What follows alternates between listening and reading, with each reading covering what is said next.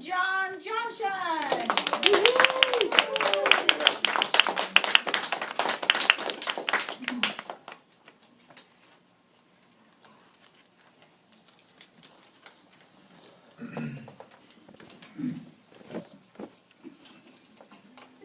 Thank you, Madam Toastmaster, fellow Toastmasters, and honored guests.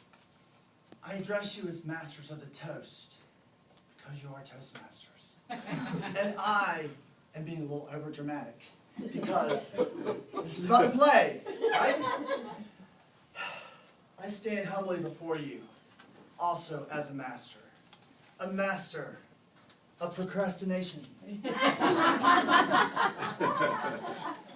So,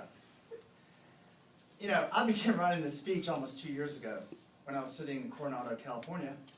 And then 9 months later, I still hadn't gone past the first slide. I'm not alone. Leonardo da Vinci took 16 years to paint this boring picture of this lady who's not even smiling. It took him 3 years to do this, The Last Supper. And the only reason it took him 3 years is because the guy that was paying him said, "Hey, look, man, let's crank this up. Come on, 3 months you can do this." He was a procrastinator. He was a perfectionist. He had to do it right, and he kept putting it off. Frank Lloyd Wright. Falling Water, right? Y'all, his career was over. He was 67 years old, and he designed this. He had 9 months to do it. Mr. Kaufman, owner of Kaufman Department Store, called him up and said, "Hey, I'm in Milwaukee. I'm only 2 hours away from Taliesin. I'll see you in 2 hours." Fervently did he write the plans for Falling Water, with all his apprentices sharpening his pencils. And he did this great building. But, 9 months, but it took him 2 hours.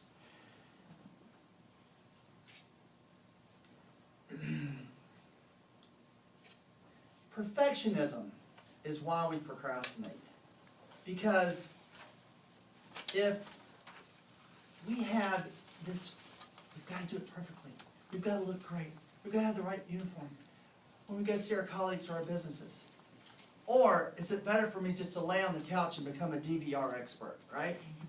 So to avoid the feeling of feeling stupid or embarrassed, sometimes it's just easier just not to do it, to put it off. So let's just say I'm this fish, right? And I'm like, "Oh, I got to get to that next jar. Oh man, I got to work with a trainer. I got to get on Amazon and get some better flippers.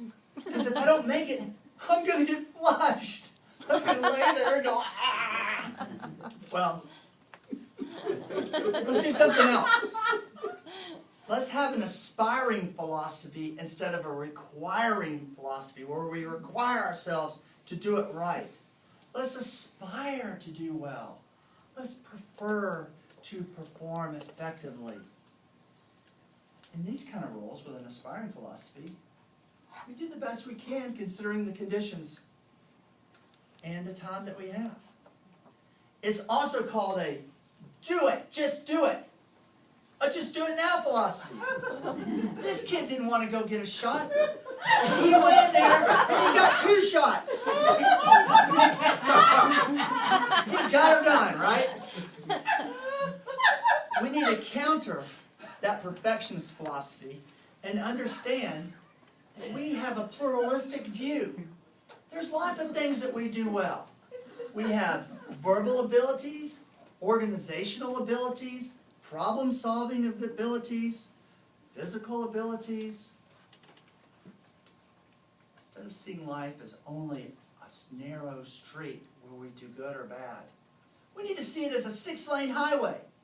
Oh, you know what? I had a crash in lane 2, but the other lanes are going pretty well. This way, if things don't work out, it's not the end of the world.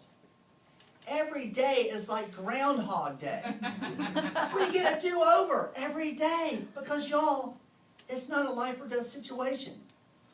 And if it is a life or death situation and we die, well, we're dead. It's no big deal. So, 1,000 years from now, this great spirit comes to the earth And he created all the universes. And he wants to see how us earthlings are doing, right? He can see the future.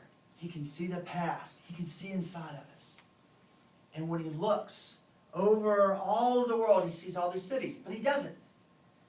He sees these giant loops of millions of people just on their one little path as they go around and around, scared to make a leap, scared to get out of their loop because they're trapped in procrastination.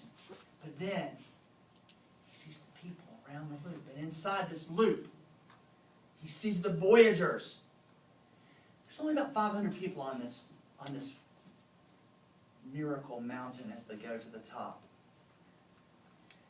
These are the 500 people that find the cure for cancer, that solve the problem of poverty and homelessness, that figure out how to turn garbage into fuel. Why? Because they weren't afraid to fail. Why weren't they afraid to fail? Because they took a pluralistic view.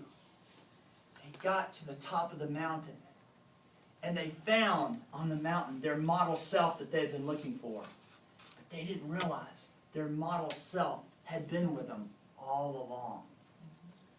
So, my recommendation for all of us